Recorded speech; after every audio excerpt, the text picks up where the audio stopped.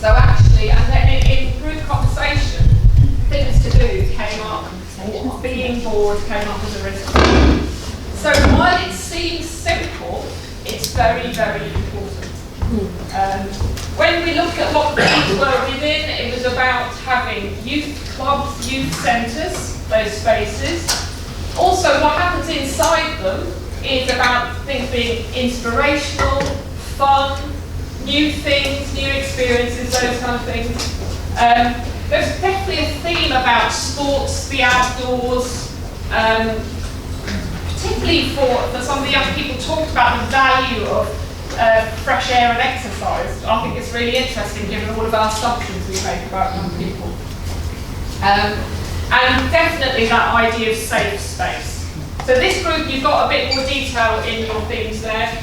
In terms of the evidence base, there is good World Health Organisation evidence base around the importance of what they term as after school activities, but the importance of positive activities in young people, and they've made a direct correlation to reducing youth crime.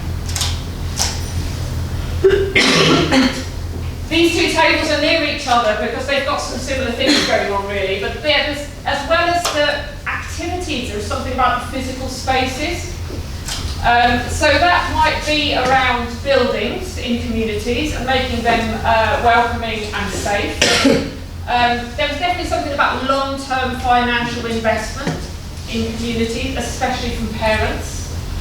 There's something about bespoke, as I said, neighbourhood plans. You know, what does each neighbourhood have in place already and what do they need to enhance that? Transport, especially for young people, came up. Walking distance, walking routes, assumptions made about walking routes to activities that young people may not feel comfortable using that route. Those kind of issues came up a lot for young people, especially in the interviews. So there might be some solutions there about just supporting young people to look at maps of the neighbourhood, understanding them. And then I want to draw attention to this, which just sits together with that partly because I couldn't squeeze it into another table, but I think it's important, training and support for the wider workforce, including those smaller or volunteer-led community organisations. There might be, it's training, but it's also support, co-working, what can happen if organisations reach out and work together. Awareness raising. So this table here is looking at awareness raising.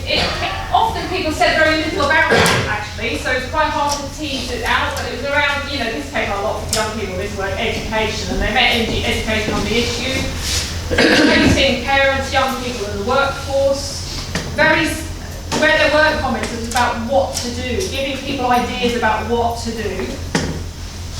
Drawing on positive lived experience, so people who turned it around, people who had the ability to turn it around, and having that throughout childhood, starting young. And this table is looking at, I draw your attention to a slight warning sign from the evidence base that actually there's some evidence from Scotland that scare tactics in awareness raising can actually have the opposite effect. So just to be cautious, there was definitely a theme in the survey of just kind of tell people how devastating it can be. But just be cautious that actually putting young people in a state of fear might have the opposite effect of what you're hoping for, because they may go out on high alert, if you like, to violence. There was a strong message around police presence. The most common comment here was more police on the streets. There's some comments, particularly around young people and knife controls, and ideas around that. Sharing intelligence. This was the only place really where reference to drugs came in, if I'm honest, which was about disrupting the drugs market rather than drug use, if that makes sense. So about the financial drugs market and addressing exploitation. The evidence base around that, there's good evidence around police responses to youth violence. I shared some of that on that table. It's largely around, firstly, what they call hotspot policing, which is about addressing particular spaces where there's risk, but also there's increasing evidence around what they call trauma-informed policing. I mean, it seems like everything's trauma-informed now, but trauma-informed policing, which is an approach which there's a good evidence base for as well. Sorry, I'm going to speed up. Two themes sit together here for this table, really. The first is about better schools, but particularly addressing the damaging effects of